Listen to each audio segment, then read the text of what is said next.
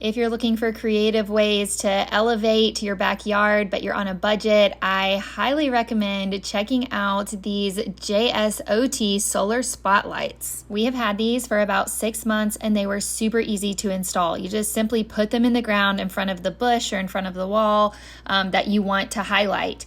And they are adjustable up to 150 degrees, so you can kind of just angle it however it needs to be angled. As you can see here, we installed ours just a couple of feet in front of each of the trees in our backyard. If it is completely sunny during the day and these solar panels get a lot of light, then these will stay lit up for about 8 hours.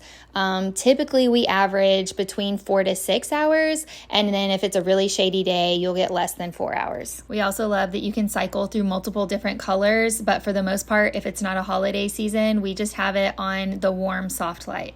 Again, if you want to elevate the aesthetic in your backyard, this is such an easy, hassle-free way to do it. So highly recommend getting these lights.